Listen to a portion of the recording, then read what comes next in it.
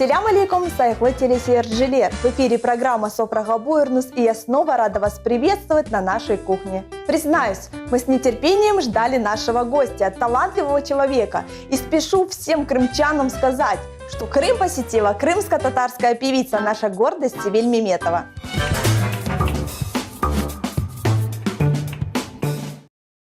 Знаете ли вы, что песни южнобережных и горных крымских татар более эмоциональны, обладают вычурной, сложной методикой и системой полутонов, тогда как степные мотивы имеют простое в мелодическом плане строение? Наша гостья знает об этих особенностях и является обладательницей мелодичного и чарующего голоса, исполняет народные крымско-татарские песни с особым шармом. Музыкальные композиции в исполнении Севиль Меметовой наполнены чувствами и сильной внутренней энергетикой, которую и вы сможете прочувствовать. Ведь сегодня на кухне Софрага Буйрнус Севиль Ханым поделится не только интересным рецептом из турецкой национальной кухни, но и порадует вас своим исполнением.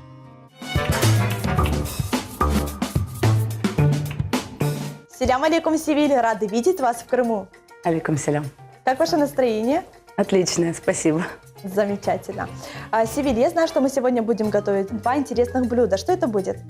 Это будет зейтиньялы, фасоле и тавух. Насколько я понимаю, первое блюдо, оно турецкое, да? Да, это чисто турецкое блюдо на оливковом масле. Хорошо, с чего мы начнем? Да, но для начала нам нужно порезать лук. Чем меньше, тем лучше. Севиль Ханым, на данный момент вы проживаете в Турции. Какие блюда турецкие вы любите? От наших крымско-татарских я далеко не ухожу. Я стараюсь всегда дома готовить что-то крымско-татарское. А из турецких блюд у них есть мерджимек чорба. Я не ем мучного, я очень много чего не ем. И мне, когда друзья мои говорят: ты же живешь в Турции, как же ты вот не поела лукум, как же ты не знаешь, что такое щербет? Я говорю, как-то вот так получается, знаете, как вот говорят, возле моря жить и в море не купаться. Да. Вот у меня как-то по жизни случилось вот так. Я люблю очень делать чебуреки, тогереки. Мне даже иногда заказывают. Севиля, так, мы к тебе приезжаем, приготовь что-нибудь татарское, да, вкусное. Молодцы. Севиль Ханым, расскажите о музыке. Почему вы выбрали именно музыку? Откуда такая любовь? Как-то с детства, с 4 лет я знала почему-то, что именно вот этим делом я и буду заниматься.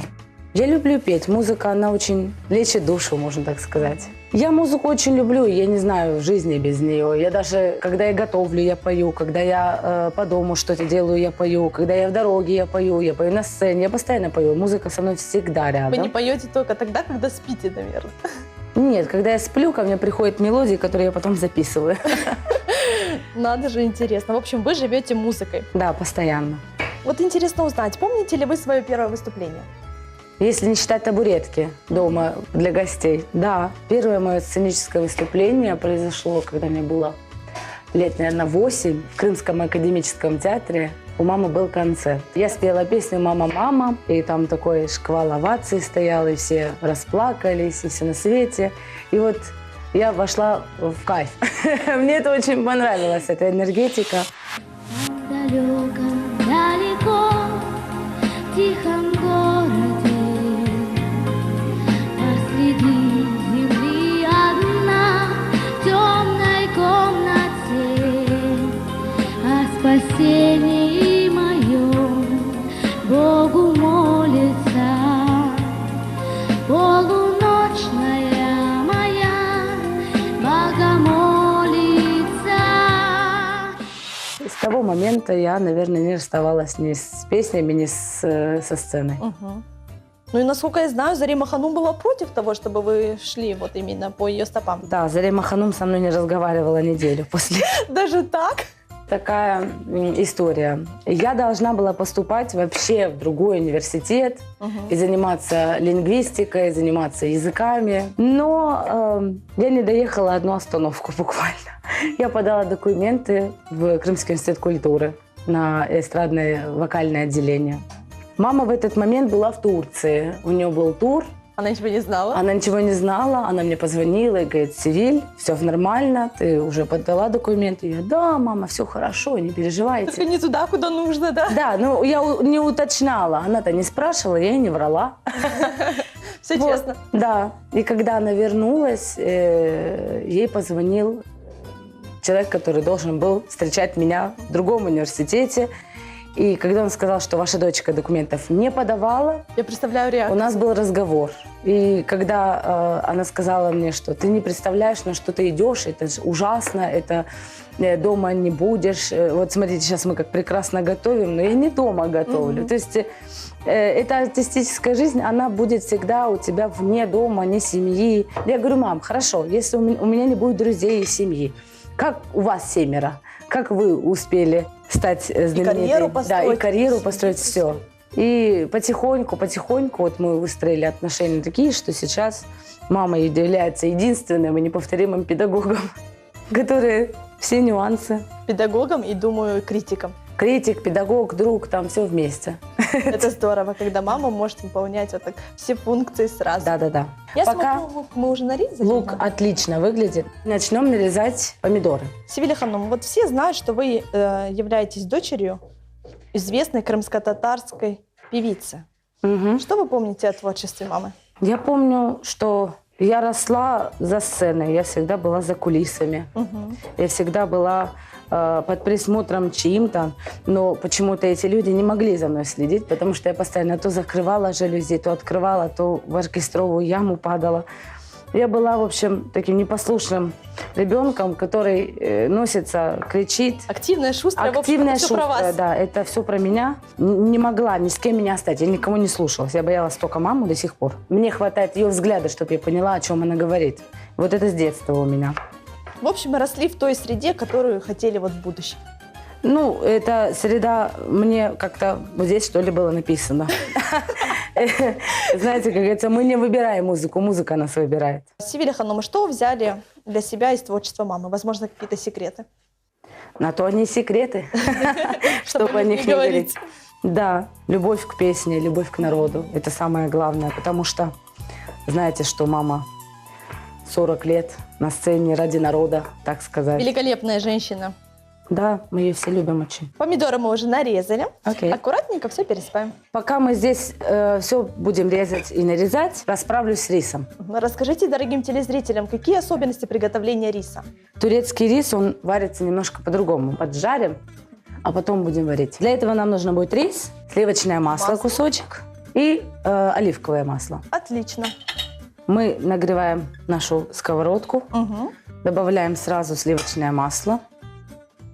Наблюдая за вашей жизнью, я вижу, что вы принимаете участие в различных конкурсах. И даже во многих вы одерживали победу. Да. Расскажите, вот благодаря каким качествам вам удается достигать таких высот? Благодаря, наверное, упорству я добиваюсь всего, чего я хочу. Я очень спокойный человек, чтобы меня разозлить, это нужно очень... Это как? Это вы так совмещаете упорство, вот Да, я целеустремленность, смиренная. спокойствие? Я смиренная. Я делаю то, что я считаю нужным. Мы добавляем рис, помешаем и чуть-чуть обжарим. Севилия Ханум, что дает участие в таких конкурсах? Это знакомство с новыми людьми. Это новые песни. Это отличные друзья. Ну вот это такой опыт, знаете, такая школа. Вот мы его чуть-чуть поджарили, этот рис.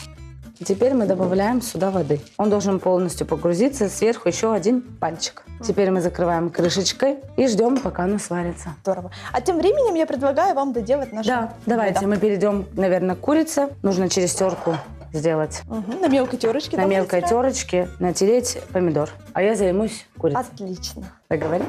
Хорошо. Ну и заранее спрошу, как нарезается курица. Как бестроганов. Я ее делаю так, чтобы она была мелкой и примерно одинаковой друг к другу.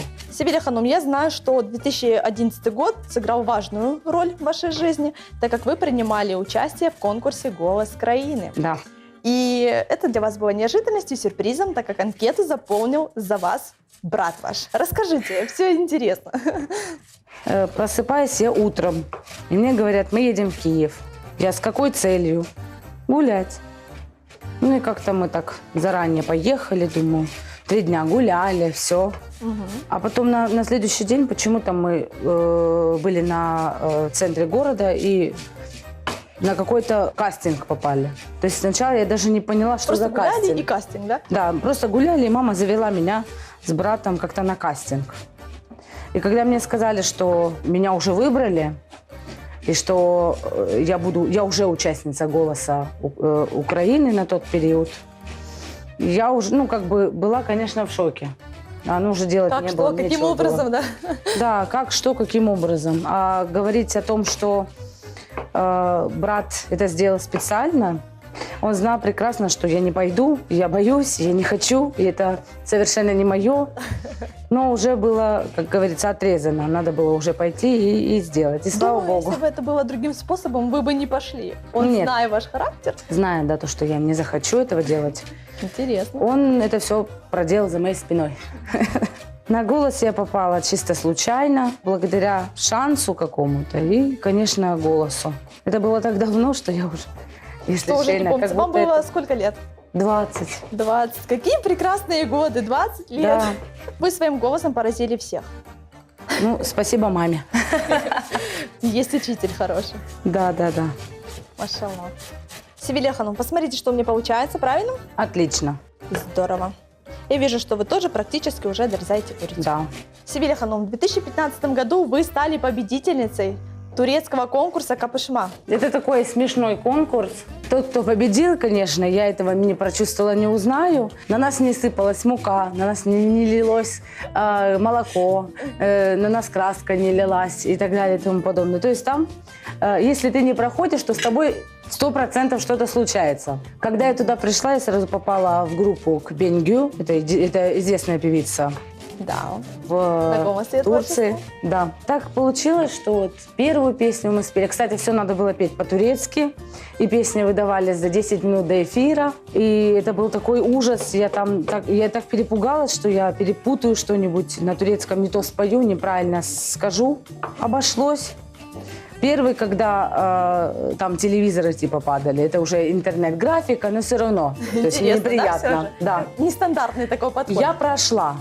Вторую песню дали, через полчаса надо было уже идти на съемку. Там были такие вот книжки, они прям вот в середине стоял певец, и если вас не выбирали, Она закрывалась? да, она хлопалась. Я стою, представляете, эта книжка, я же ничего не вижу, ни соперников, только зрители, которые направо-налево смотрят. И я только понимаю, что моя книжка не захлопнулась в самом конце, когда песня закончилась. Ждете, да, И наверное? я не поняла, что происходит, почему она, значит, я прошла. И третий этап, это был самый последний, но я набрала больше баллов во всю историю этого конкурса. Надо То же. есть все набирали баллы друг к другу близко. Получается, у меня балл с мальчиком, с которым я соревновалась, у него был 37, а у меня 60 с чем-то. То есть И в там 2 раза больше. Там такой балл выскочил. Вот представьте себе закрывающуюся просто душевую кабинку, которая просто стекло. Наверху в этой кабинке стояла вот такая вот груда, и в ней была краска зеленого цвета. И кто-то из вас должен был встать Да. туда. И мы, Бенгю, я, он с Мустафой Чечили, мы стояли в двух разных стеклянных коробках. Чья-то команда, да, должна Да, сейчас и проиграть? вот мы стоим и ждем на заднем экране вот эти вот баллы. Получилось так, что краска вылилась на бедного Мустафу Чечили и его из группы мальчика. Да, конечно, было жалко, но было, с другой стороны, приятно, потому что я выиграла денежку. Одержали победу. Здорово. Как отнеслись к победе ваши родные и близкие? Да, мои родные и близкие знали сразу, почему они мне так сказали, что вот, мы знаем, что вот ты у нас молодец. Но мама, конечно, сказала, что я, говорит, понервничала, говорит, ты заставила меня понервничать с этими мукой, с этой краской, что это такое. Я бы еще раз пошла туда 100%. Все впереди. Да. Севилья Ханум, думаю, наш рис уже готов. Предлагаю вам пойти и приготовить другое блюдо. Да. Перейдем к зейтиньялы фасоле. Для этого нам понадобится, как у нас есть уже, нарезанный лук, фасоль, помидоры, оливковое масло, соль, вода и томат. Это все на одном блюдо. Я вижу, наше масло уже разогрелось. Да, наше масло уже разогрелось. Мы берем лук и ровно половинку бросаем и начинаем жарить наш лук.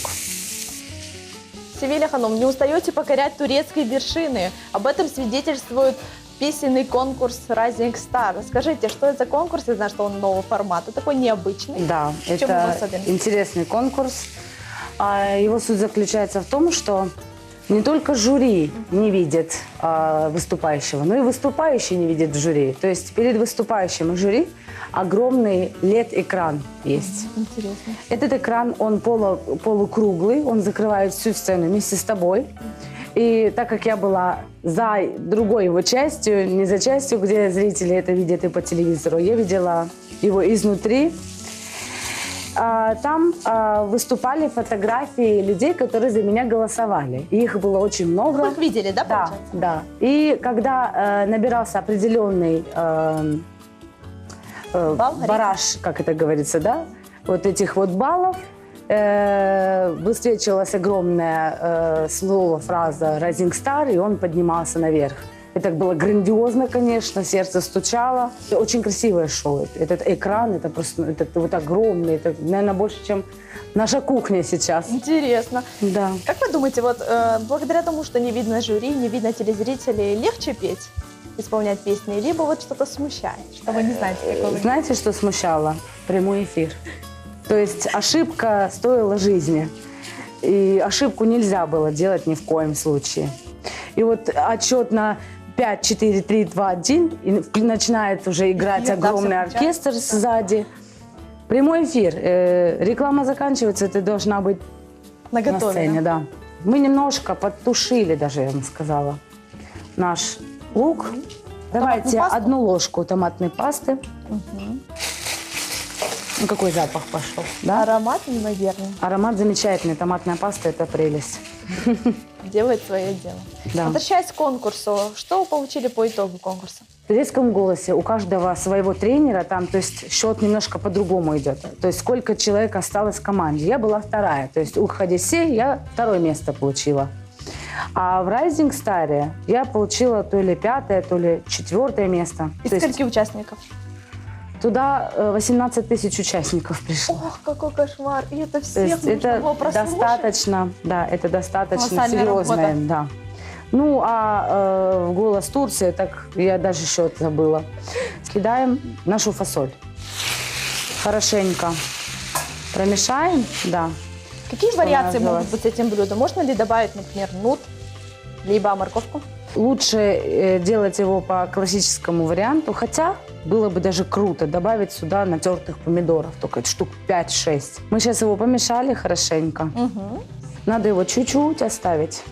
Севиля Ханум, думаю, пришло время добавить помидоры. Да, нужно его перемешать и дать чуть-чуть потушиться. Хорошо, тем временем предлагаю вам приготовить второе блюдо.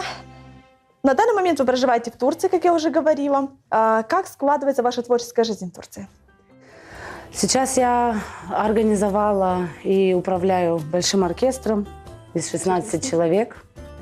Вот. Это тяжело, но это стоит того, потому что живая музыка несравнима ни с чем. То есть 16 человек, какой это возраст? Это разный возраст. Ну, в От основном молодежь, 22 наверное, нет. Там известные некоторые есть, очень профессиональные музыканты. До 50, может быть. То есть вы находитесь в своей среде, в творческой среде. Да. Она всегда с вами. Это замечательно. А если у вас фанаты в Турции, поклонники? Очень много людей, которые и следят за моим творчеством, и с благодарностями за то, что вот я занимаюсь тем, чем я занимаюсь. Это очень приятно. На улицах порой узнают, хотя, в принципе... Сразу, наверное, можно с вами сфотографироваться? Ну да, это... А вы были в Капышме, правда? А ты стоишь... Ну, не подумала о том, Да. что сейчас встретишь кого-то. Да. Я привыкла, но не так сильно, как вот оно... Это по-другому. В Симферополе это понятно, все, Зарима Ханум дочка. Да. А здесь именно Севиль. И вот это чувство совсем По-другому. другое, да. Интересно. Наша масса, думаю, уже разогрелась? Да. Берем опять лук Добавляем. Севиля Ханум, на каком языке вы разговариваете в Турции? на турецком. Вы правда знаете 19 языков? Я пою на 19 языков. Вы меня сейчас удивили. Какие-то языки? Испанский, итальянский, португальский. Пример. Давайте. Ya no estás más a mi lado, corazón. En el alma solo tengo soledad. Y si ya no puedo verte, porque Dios me hizo quererte para hacerme sufrir más. Siempre fuiste la razón de mi existir. Adorarte para mí fue religión. En tus besos encontrada el amor que reprimpada, el honor y la pasión. Es la historia de un amor como no hay otro igual, que me hizo comprender todo el bien, todo el mal, que te dio luz a mi vida, apagándola después. ¿A qué vida tan oscura? Sin tu amor no viviré. Это песня про любовь по-испански. Потрясающий голос, хочется слушать. Я думаю, что вы дома готовите и поете, и все это происходит параллельно, и это очень здорово. Да, готовлю. Вы знаете, даже у еды другой вкус, потому что энергетика музыки очень положительная. Эта песня, вы сказали, о любви, да? А что именно рассказывается в ней? История de un amor. Это история о любви печальной, где человек потерял свою любовь, так сказать. Как все трагично. Ну, знаете, вот главная задача исполнителя, думаю, передать те самые эмоции, да, которые написаны в тексте. У вас это очень хорошо получается. Вот это сложнее всего, потому что есть такие некоторые песни, которые, ты не можешь пережить смерть близкого, если ты его не переживал. Но эти эмоции нам приходится переживать для того, чтобы передать всю суть песни. Одним словом, проживать музыку от и до, да? Да, на каком бы она языке ни была. С вами полностью согласна. Лук наш уже поджарился, да? А сейчас я попрошу твоей помощи. Да, всегда нужно рада помочь. отложить лук на тарелочку отдельную, взять курицу и забросить жариться. Севиля Ханум, как часто бываете в Крыму? Конечно, хотелось бы бывать почаще, но не получается всегда быть чаще, чем раз в год, наверное. Что вы делаете в первую очередь, когда вот приезжаете в родные края? Общаюсь с семьей, я по ним очень скучаю. Так как я приезжаю на очень короткий срок, не всегда получается посидеть так, как хочешь, пообщаться столько, сколько хочешь. Это очень здорово, вот, чтобы вы пришли к нам в студию. Вот приезжайте в год раз и так удачно попасть к нам в гости, Севиля Ханум. Я очень благодарна. Спасибо, что пригласили. К тому же познакомилась с вашим творчеством и лично с вами. Спасибо. Сейчас, смотрите, мы уже немножко подтушили помидорчик. Давайте я, наверное, посолю и добавлю сюда воды. Хорошо. Вот так. И мы его закрываем и ставим на средний огонь, чтобы он закипел, а после этого на медленный. Курочку мы поджарили. Теперь мы добавляем сюда уже готовый лук. Что мы заранее пожарили лук. Да. И сразу же, наверное, положим сюда тертый помидор. Чуть-чуть мы буквально 2 минуточки тушим помидорчик. Специи это вот паприка, да, черный перец. Их лучше добавлять в самом конце, потому что они тоже должны раскрыться. Да. Пока наше блюдо готовится, Севиля Ханум, я хотела бы вас спросить, над каким проектом вы сейчас работаете? Проекты у меня именно Севиль Меметова и Мотта оркестр. У нас очень много, то есть до 100 концертов в год происходит. Интересно. И да, это как и фестивали, так и свадьбы. А вы знаете, свадьбы в Турции огромные. Работаем и на городских площадках, и даем сольные концерты. И вот потихонечку развивается. Какие цели вы ставите перед собой вот в карьере? В первую очередь, наверное, быть хорошим человеком. Слава, деньги, какой-то успех, он очень меняет людей. А человечность она должна всегда оставаться. В музыкальном плане надо быть лучше себя самих в первую очередь, а потом все остальное. Постоянный самоанализ, да? Да, Самодисциплина. конечно. Это здорово. Какая красота, Севиля Ханум, посмотрите. Добавим муку, столовую ложку. Теперь добавляем Вот так. сметану. 2 столовые ложки, да, наблюдаю? 2,5. 2,5. Да. Теперь мы сюда нальем воды. Где-то полстакана. Вот он в такой консистенции, как ты видишь. Подсаливаем, поперчим и тоже помешиваем. Ложим под крышку. Давайте закрываем и ожидаем. Половина блюда готова. Отлично, Нужно тем их. временем я подготовила посуду. Начнем, наверное, сначала с зейтиньяла. Как интересно. Такое красивое название. Да. Видишь, какое оно? И пахнет вкусно. Еще у турков есть такая привычка, они любят очень форму. Мы затрамбовали, так сказать, рис. Отлично. Главное, чтобы это Сейчас- все было плотно, да? Да, и сейчас мы делаем по-татарски. О, красота. Да. Я думаю, что вот эти два блюда отлично сочетаются между собой. Конечно. Дорогие телезрители, у нас получились такие замечательные блюда. Рецепты родом из самой Турции. Украсят любой праздничный стол. Севиля Ханум, в ближайшее будущее каких творческих сюрпризов могут ожидать от вас ваши поклонники? Такой сюрприз устрою и с концертом в Крым. Класс! Все будем ждать. Иншаллах. Севиля Ханум, ваши наилучшие пожелания нашим дорогим телезрителям. Для начала хотела бы тебя поблагодарить, что пригласила Сагонус. на свою программу. Спасибо большое. А нашим зрителям я хочу пожелать долголетия, процветания. И готовьте вкусно. Вместе с Софрага Бырн. Севиля Ханум, чох сагун, что пришли к нам в гости, Ага. поделились такими рецептами. Еще раз повторю, что мне было приятно с вами здесь быть. Взаимно. Я присоединяюсь к пожеланиям нашей гости. Желаю, чтобы этот день раскрасил вашу жизнь яркими красками. Это была программа «Софрага Буйрнс», Аштатлоусун, Кориш Кенджи.